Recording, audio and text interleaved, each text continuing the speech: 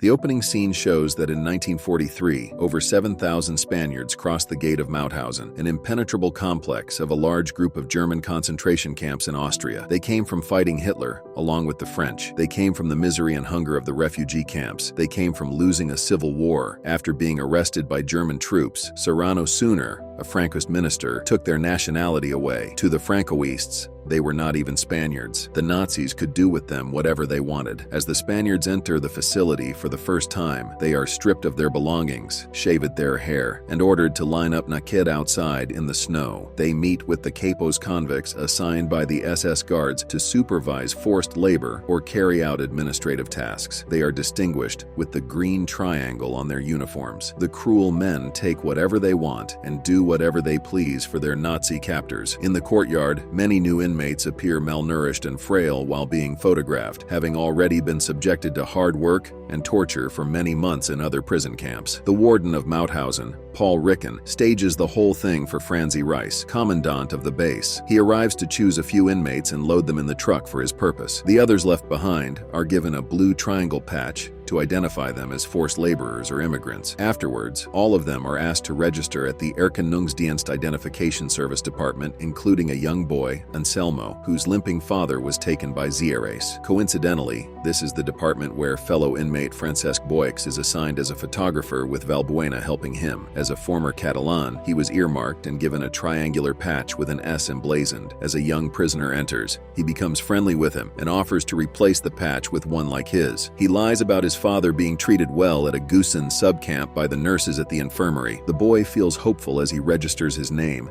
and holds up a sign with his designated number. Boy reads Nacht und Nebel, meaning night and fog, on the registry file, a directive Adolf Hitler issued to eliminate political activists and resistance members by any means, leaving families uncertain of their fate. In the Red Room, he reveals to Ricken that his father, a tailor, taught him photography. His preference is mostly taking photos that show the real side of people's lives, to which his superior responds by saying, reality does not exist, as it depends on one's point of view. He departs to take shots of the inmates playing chess. Meanwhile, Boyce goes to see Hans at the woodshop to purchase a smuggled pair of shoes without the capo's knowledge. At the identification department, Valbuena tells him to make the place look spry in preparation for SS Heinrich Himmler's upcoming visit. Early next morning, Ricken takes a group of inmates, including Boix, to a snowy field where prison escapees lie dead in the snow, having been shot by the SS. They set up a lighting stage for them to photograph the site. Later, during the documentation process, Boix discovers the men did not escape, but were intentionally shot to the Nazis' delight. As he checks that their identification numbers have been tampered with, he immediately goes to Fonseca to verify the photos, dismissing them as errors he can fix. The commander arrives, and Boix overhears that he is looking to give his wife something special, so he suggests taking a family portrait for him at the Erkennungsdienst. He leaves without saying a word, as Fonseca scolds Boyce for being reckless towards their superiors. Nevertheless, he involves him in his plan to save inmates by changing the numbers as they look into the different causes of death of the Nacht und Nebel men. An inmate's worst kind of capital punishment is exhaustion on the mothas and stairs of death at the quarry, which the Spaniards built. Fonseca chooses communist prisoner Cristobal Rosales and changes his identity to Catalan electrician Josepino Carballo, who suffers from tuberculosis and is close to death. Boix wants him to help, but it will require him to get a job for a night and fog. After that, Valbuena explains how they alter the photographs, making sure they look authentic. The next day, the commander checks the altered photo, noting that the Polish prisoner is marked dead on record. Fonseca blames the mistake on the Rottenführer, while Boix suggests making amends with his family by sending an apology letter. Their plan to save Anselmo's father goes well until the commander retrieves his pistol and shoots him on the spot, insisting there can be no mistakes in the documentation. The commander then commends Boix after doing an excellent job on the family portrait. Ricken instructs the inmates to hang the Polish man on the barbed fence for another photo opportunity. At night, as they line up for food, Boix keeps Anselmo company and gives him his father's harmonica to make it appear he is doing fine at Gusen. Later in the Red Room,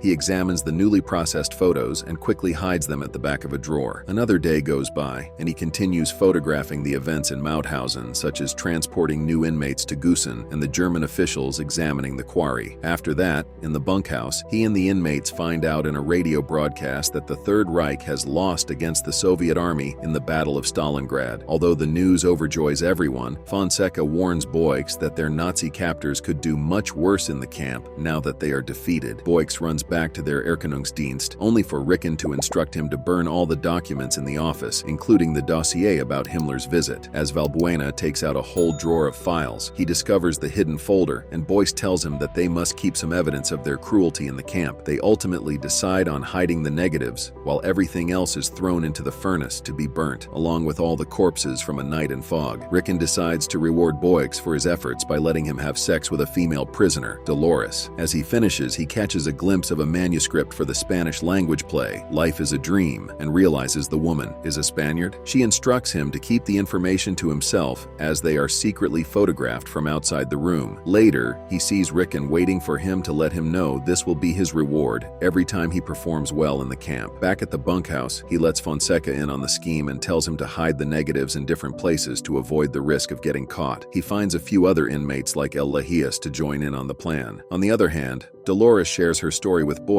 about how she was forced into prostitution by the Germans in exchange for freedom in Ravensbrück, a camp exclusively set for female inmates. Afterwards, he lets her join their plan. After some time, the men spread the negatives out, hiding them in their clothes, inside laundry baskets, between the wooden walls of the bunkhouse, and inside the Spanish book owned by Dolores. While the men celebrate in the evening, one of the capos, Popeye, drops by and reprimands them for their foolish behavior. Boix reasons out that they are rehearsing for a play, which makes him even angrier as he goes on to punch him. Word gets out about their fake show, and Ricken offers to help arrange it to have some entertainment in the camp. As he passes by a truckload of inmates working at Mr. Pochacher's quarry, he thinks about Anselmo. Still, he finds out he had been taken to Kissin earlier in the morning. At the infirmary, he sees an inmate play the boy's harmonica and demands it back, only to find out he is also involved with his plot hiding the negatives in his bed. Later in the day, the bunkhouse is fumigated by the SS troops. One of the men finds liquor, while Popeye discovers a hidden compartment of items, one of which is a picture. Meanwhile, the men huddle outside wrapped in towels while talking about the next phase of their plan. Boix suggests smuggling out a box filled with negatives with an officially stamped document from their Erkennungsdienst without getting caught. Concurrently, the field commandant comes and beats up one of the inmates suspected of hiding contraband. One night, as their Spanish variety show starts, the resistance group helps Boix suit up and escape. At the same time, they do their best to entertain all the German officials at the bunkhouse. In an attempt to prevent Popeye from making his nightly rounds early, Fonseca signals El Lajias to sing him a song on stage. He looks amused, so he invites the performer to smoke with him outside while they take a walk. Shortly after, as they make it to the ridgeline of the quarry, he throws him off the steps and crushes his head. Concurrently, Boix makes it to the wood shop to pack the negatives and essentials with Bonarowitz. Suddenly, Popeye comes in to lock up the windows, forcing the two men to hide until he leaves. They immediately change clothes as he instructs the smuggler to make an obituary in the German-language newspaper, Durangrief, for Fritz von Stroheim to know he is safe. He secures him in a crate before saying his goodbyes. After the play has ended, the SS discovers that one inmate has escaped and they immediately call for a search party. Unfortunately,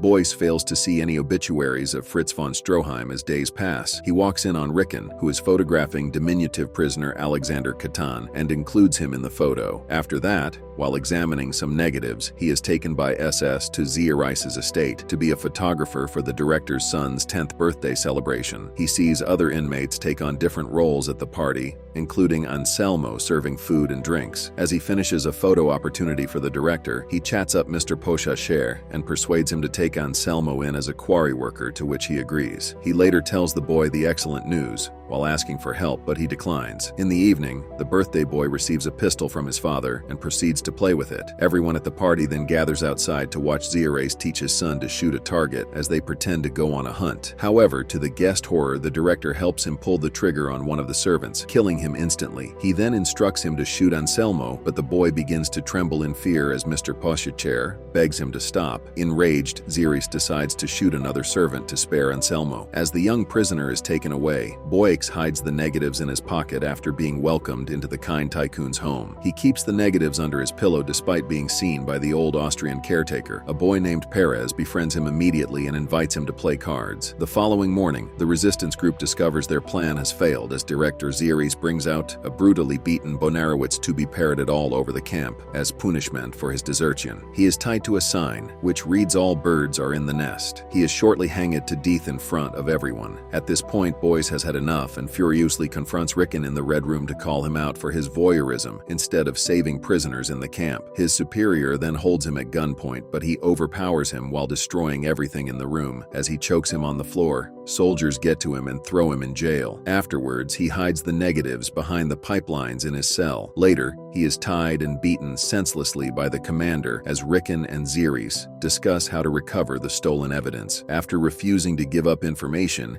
he is taken inside a truck with his conspirators to be gassed to death, only to find out the chemical tank has been detached. The commander tries to get rid of them by shooting each one in the head, but suddenly, the Allied forces start bombarding the area, forcing him to set them free. The rest of the SS flee from Mauthausen, leaving the prisoners to beat up the head Capo Popeye. After that, Boyks returns to see the inmates eating their fill as he recovers all the hidden negatives around the camp. To his surprise, however, he sees the dwarf Alexander floating in a tank, having been lobotomized by the SS. He proceeds to the Erkennungsdienst's office where Ricken sits on his in despair, accepting defeat. He tells Boya to keep his picture safe as he takes his camera away. Stepping outside, he takes a picture of Dolores, who hands him the negative she kept in her book. While walking by the barbed fence, Boyks discovers director Summaries' vandalized corpse hung over it. Finally, the Allied forces composed of Americans, Russians, and Brits storm Mauthausen and liberate all the prisoners as Boyks takes photos of the passing convoy. After some time, the camp survivors, including Anselmo reunite at Mr. Pochescher's homestead. Anna, the caretaker, hands Boyks the negatives hidden behind a rock fence. At last being liberated from their harrowing experience inside Mauthausen, the former inmates happily pose for photos with the home residents. The movie concludes as Boy was called by the French prosecution at the Nuremberg trial in January of 1946 to show photographs taken by the SS in Mauthausen. These photographs proved that the camp was known and visited by high-ranking officials of the Third Reich, and on the second day of his testimony, he stood up to point out Albert Speer, Hitler's architect and Minister of Armaments, as one of the people who visited the camp. And with that, the movie ends. We hope you enjoyed our video. Watch the next recaps on the screen and don't forget to subscribe for more amazing recaps. See you in the next one.